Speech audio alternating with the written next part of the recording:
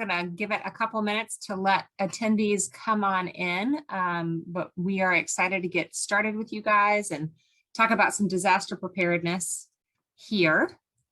And we'll give it just a few minutes to see.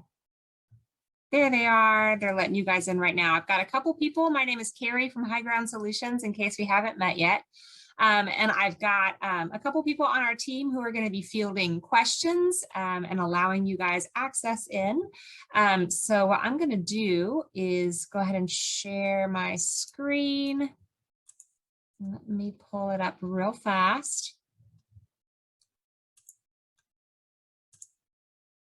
All right, and if you can't see, please feel free to chat in and let us know if you can't see that, and we will do our best to help out there.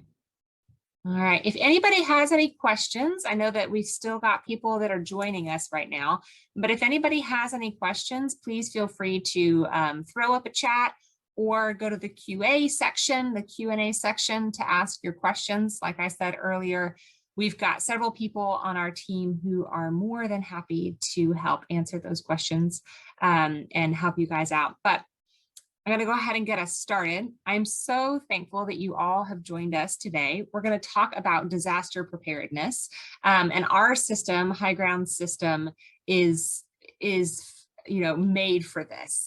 We cover mass communications, and we are just really excited to be able to present and give you guys a little bit more knowledge about how you can handle yourself, your colleagues, your employees, your faculty, your family groups, your users in a disaster. All right. I am your presenter. My name is Carrie Teardo. I work here at High Ground Solutions doing customer success. Some of you may know me from importing data and handling things like that, but I am moving into a role where I will be managing your accounts, and I'm so excited that you have joined us today. Like I said in the beginning, High Ground Solutions functions as a mass communication tool. We send out mass communications through text messages, email, and voicemail. And we're going to talk about all of that today a little bit. All right, so my question is, are you ready? Organizations face a variety of hazards. We all face a variety of hazards, right, on a day-to-day basis, and you never know what can pop up. There are parts of the country that are prone to earthquakes. I know Dylan on our team earlier was saying that even when he lived in South Carolina, there was a tremor that caused damage. So, even if you're in an area like not California, then you could still be hit by that. We've got hurricanes, inland flooding, power outages, and severe wind and tornadoes. So there are a lot of different hazards and disasters that can happen. Even if you want to go so far as to call what's been happening recently with the pandemic, or maybe not so recently, it feels like forever. That is also its own type of disaster, right? Its own type of hazard. And it has caused quite a shift. I feel like the word of 2020 is pivot. If you haven't heard somebody say pivot, then you've probably lived under a rock, right? But we saw in the case of the COVID pandemic, a need for text-based communications. Our company as a whole grew a lot last year because there was such a need to use this communication tool. So whether it's the pandemic or a power outage or a hurricane, what have you, there are different ways that you can be communicating with your audience, and we hope that you will use us. So I got two polls for you guys today. The first one is poll question number 1. Which of these hazards are you least prepared for? And these are all anonymous, so no pressure here. All right, looks like votes are coming in. I'm going to give it a couple more seconds. And literally 100% of you so far have said earthquakes. Maybe that's because you work in or live in a place that doesn't have a lot of earthquakes or is prone to earthquakes. That's a possibility. I know where I live, earthquakes are not something that happens very often. So earthquakes, that makes total sense. All right, I'm gonna close that. All right, I'll go ahead and share those results with you guys. Do you see that? 9 of you answered, and that is all earthquakes. All right, so we've got our other poll. which of these hazards are you most prepared for? So all of you guys said earthquakes to be least prepared for. So that makes me curious. Which ones are you most prepared for? Let's see. So far, we've got the most votes for hurricanes. Oh, power outages is coming up too. This is interesting. Inland flooding is not getting a lot of votes here. Let's see. All right, so this one looks like the same 9 of you answered, and we've got power outages as the number 1. I'm gonna go ahead and take a look at that in just a second. Pull that up. Power outages, that makes sense. I mean, power outages, I think, happen pretty much everywhere, right? I mean, nobody is really far from that. I'll share those results with you. There they are. We've got tornadoes and hurricanes are coming in 2nd and 3rd, which is very similar wind disasters, right? So that's good to know. I mean, that's a really great starting place to find out where you're least prepared and where you're most prepared, right? So that's a really good place to start. All right, I want to talk to you about a couple of significant events that we've had that have gone on. In 2019, within 6 hours, 41 tornadoes touched down in the Southeast. I mean, that is immense. I mean, it was incredible. Then in 2020, there were severe thunderstorms in August, and COVID-19 became a worldwide pandemic. I mean, I still remember where I was when I realized, wait a minute, this is not just hitting Europe, this is definitely coming to the United States, and then realizing, oh gosh, it's everywhere. You know, it's pretty amazing.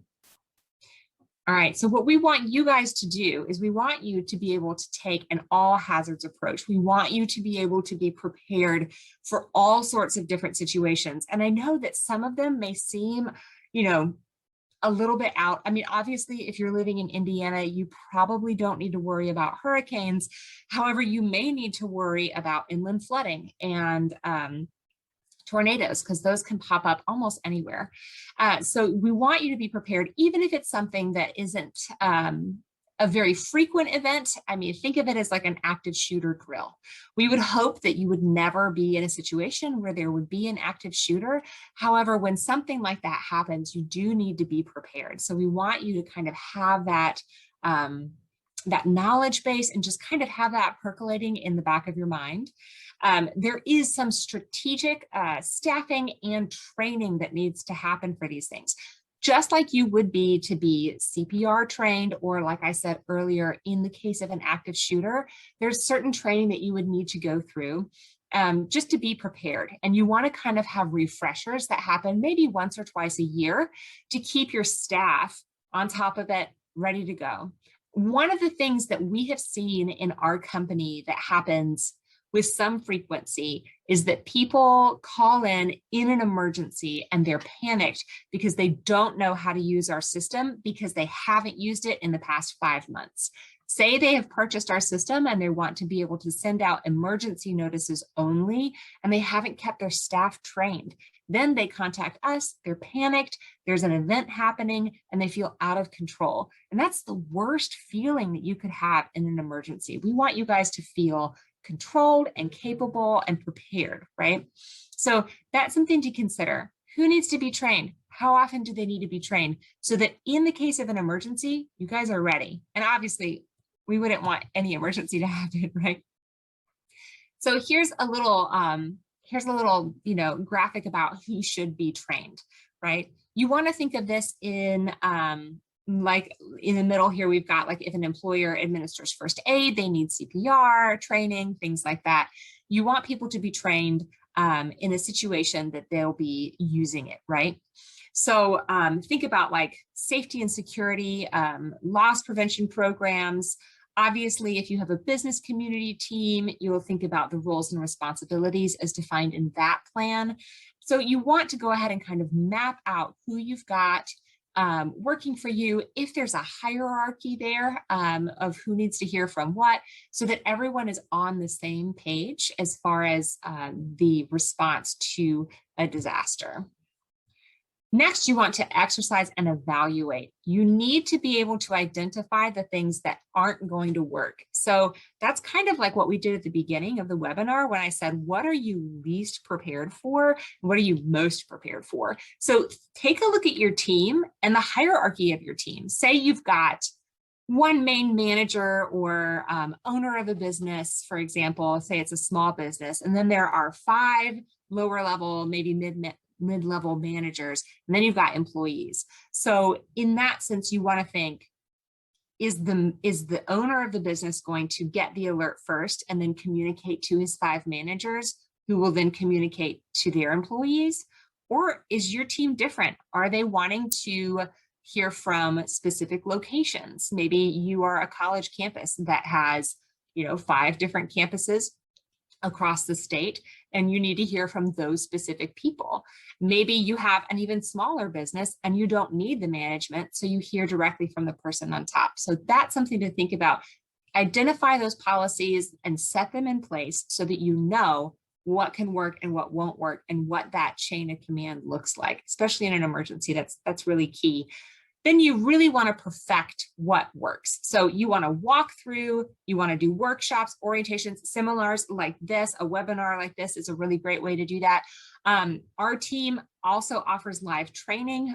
We would love to be able to sit down and train you guys. If you get your team together and you're like, we need to have a training on what to do when there is a hurricane, or what to do when there is a power outage, or any kind of natural disaster or human disaster like an active shooter. We would be more than happy to help you guys out and talk through that, walk you guys through how to be prepared so that you don't panic in the case of an emergency. Obviously, there are different types of exercises that you can do. I mean, there's functional exercises, tabletop conversations that you can have, and things like that. I wanted to give you guys a couple of different examples of actual clients and what they do. So we have one client that only uses our system for voice alerts. For whatever reason, that's the specific way that they're going to communicate with their organization. And every single month, they have like 6 different locations. And every single month, the main administrator of the account sends messages, test messages to each of the 6 locations. And I mean, they are very organized, and they send back information to our support staff saying, here are the calls that we got, here's the percentage that went through, these people opted out, or, these people, missed the call and it went to voicemail, things like that. But every single month they are testing that system, and their employees, not only does the management know how to do the test in case of an emergency, but the employees are prepared. They've got that phone number on their phone and they know what it is. Every month that comes up and they see it. Now, I don't know about you guys, but where we live, there are a lot of tornadoes.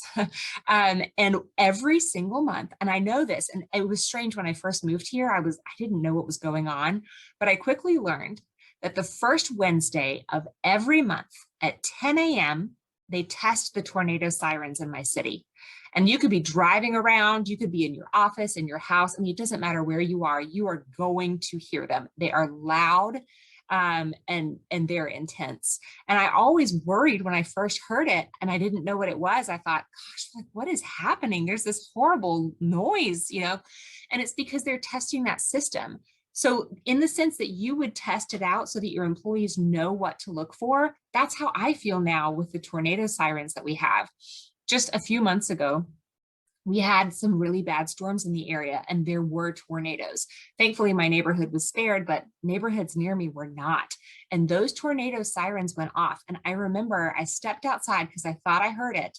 And I opened my door and just loud, like a bright white light, but audibly, I could hear that tornado siren. And because they had tested it and I had heard it so many times, I was able to instantly react in a calm manner, go to my basement, find my safe place, and hunker down for a couple hours until all the storms passed, right? So that's what we want you guys to be able to do. We want your employees to know what to expect when it happens. So that something, just in case something happens, you want everyone to be prepared. All right, here is a diagram of our crisis communication plan. And what I want you to do is kind of look over here at these little bubbles, and I want you to look in the middle and then and then glance at the outside, but see if there's somewhere in there that kind of rings true for you. Is there, maybe you're on a management team, maybe you work closely with media relations, or maybe you're your team's emergency response leader, and that's why you're here today.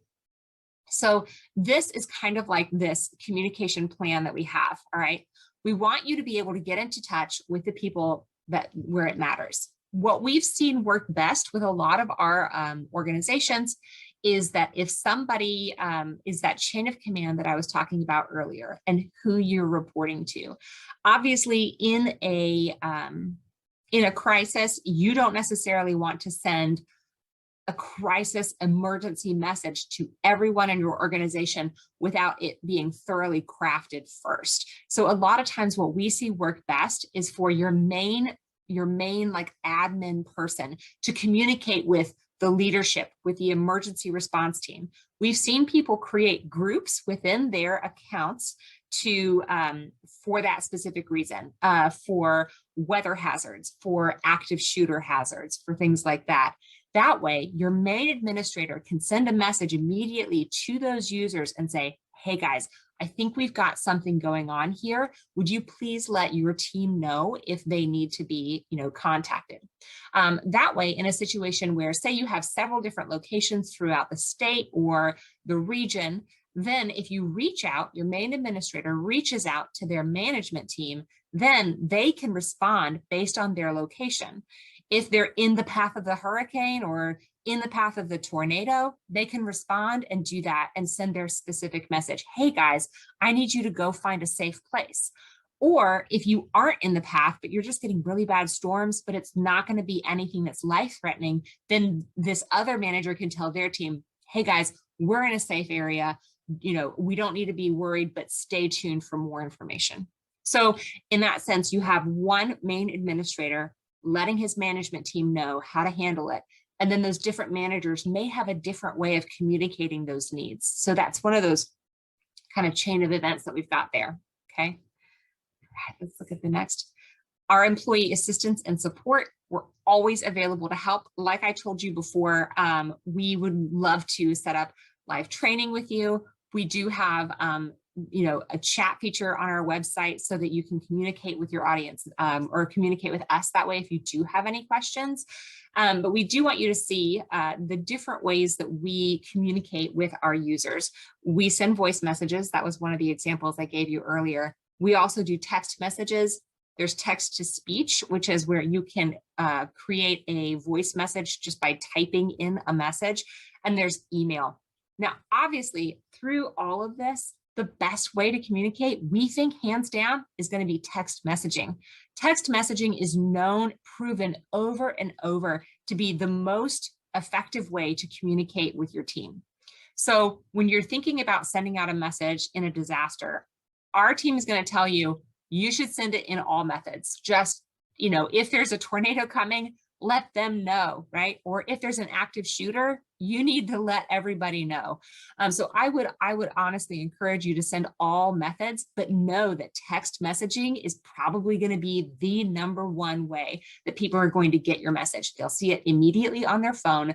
And I know when I pick up my phone, it just goes ahead and it just tells me what the message is. I don't even have to open it, So that's really one of the best ways to get in touch with your users. Another thing that you want to think about doing that our system does is you want to create templates. We've seen a lot of great success in our organization with our different clients that have gone ahead and created templates for specific weather disasters as well as active shooter events. So if you have a template that says, please take cover, tornado has been sighted, then you name that template tornado, for example. Then all you have to do is with a few clicks of a button, you're not even creating a new alert, you're just using a template. You can send out that message and know that it's up to code and that it's safe to send and that it's secure, right? So we've also seen this work in larger organizations that have a lot of subgroups under them. Say you have specific wording that you need to use in your organization as far as how to phrase if there's a fire on site, or if the plant is closing down for whatever reason. Maybe there's HR has set like, this is how you need to communicate with your users. Creating a template like that is really easy to do. Your main administrator can create that template, and then all the managers will have access to it so that they don't have to create it or upkeep it or anything like that. They can just use it in the case of an emergency. I know I wanted to let you guys know of a specific example, because I think a lot of us often think like, oh, like, I know that there have been tornadoes or there's been a hurricane or, flooding or whatever, but it doesn't ever really affect me. I've always lived in a really safe place, or where I work is not on a floodplain or things like that. And thank goodness that most of us are not affected directly by natural disasters. But I wanted to share this example, which to me kind of blew my mind. There was several weeks ago, there was massive flooding in our neighborhood and in our area. One of my coworkers shared a story about a friend who went to a parking garage to get to her car while all this rain was coming down. And the parking garage was in a lower area, and her car was completely submerged. I mean, how does that happen? I mean, it's just crazy, right? So and speaking of text messages, I was at dinner at my mother's house. It was raining, and we were having dinner, and my husband was working late, and he said that he would join us later. And I usually have my phone on vibrate. It's not a big deal. And every now and then I'll glance at it just in case there's something that's popped up. Well, I happened to glance at my phone, and like I said before with my phone and probably yours, when I look at it, it tells me what my messages are. Well, I happened to look at my phone. I had 5 missed calls from my husband. That's never a good thing, right? And then I had a text message underneath it. And like I said earlier, you send a text message, they're gonna get it. So I got the text message, and it was from my neighbor, and it said, "Why are there fire trucks outside of your house?" So that was a situation for me that was like, this is an emergency. I mean, my heart immediately fell. Like, I just was like, oh my gosh, what has happened? So you can imagine in a situation like that, I don't want to have to think about how to send an alert. Do I remember how to log into my High Ground account? Am I going to word this correctly? I'm panicked. So in a case like that, when you've had proper training and you've had templates set up and your staff know exactly what to do, say it was your entire business that had a fire truck sitting outside of it, that having that training is life-saving. It's going to be so important and so key. It turns out that what happened was the transformer blew behind our house, and it was not on our property. Thank goodness. It was in a wooded area, and it fell, and it took down several power lines. And then because of the electricity, it burst into flames. And even though we had record flooding, I mean, like cars submerged flooding, the ground was saturated. Because of the electricity, that fire burned for a good 10 minutes before anybody got there. Thankfully, my neighbor was home. She called 911. And I later said, "You guys are the best neighbors. Thank you for calling 911. And she said, "Oh, my son's an Eagle Scout." And I thought, again, what a great example. This guy's had training. He knows what to do in an emergency. He's an Eagle Scout. He's prepared for that, just like we want you guys to be prepared for that. So even if you think your company or your school is safe or your church is safe, I mean, consider the fact that I've always thought that. And then all of a sudden, we've got firemen. I've got, not my backyard, but the backyard connected to mine on fire behind my house in the middle of a flood.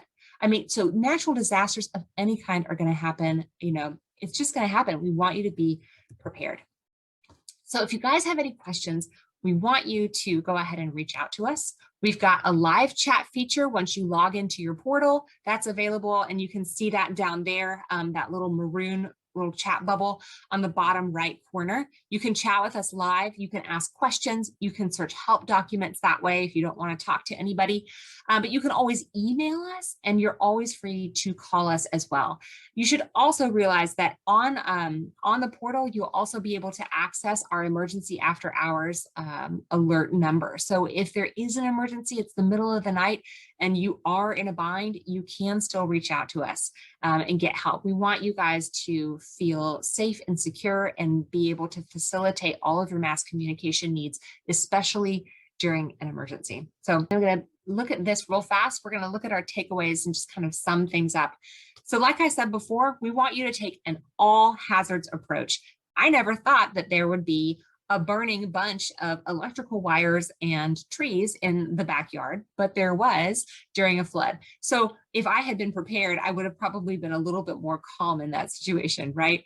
We want you to be prepared for any kind of hazard that might come your way. We also want you to exercise and evaluate. I know some of you guys may be CPR trained. That's something that you have to renew, right? If you were CPR trained, I was a lifeguard when I was younger. I was CPR trained. I probably need a refresher, right? So we want you to exercise and be prepared and have training maybe once a year, maybe twice a year, so that your entire staff knows how to use our system. And not only that, but how to stay calm during an emergency or a hazard. We also want you to create a crisis communication plan. Have that hierarchy already set in place so that you know exactly who you report to, who's going to notify you that you need to send out a message, or if you're that person that makes those decisions. We want you to be absolutely prepared. And always remember that we are here to help you. Chat us anytime, call us, email us. We'll be more than happy to help you out. And that's all we have for today. Thank you so much for joining in. It looks like we had a couple chats, but I think that our team has taken good care of you all. If you do have questions, reach out to us. We'll be happy to help. Thanks so much for joining in today. Take care.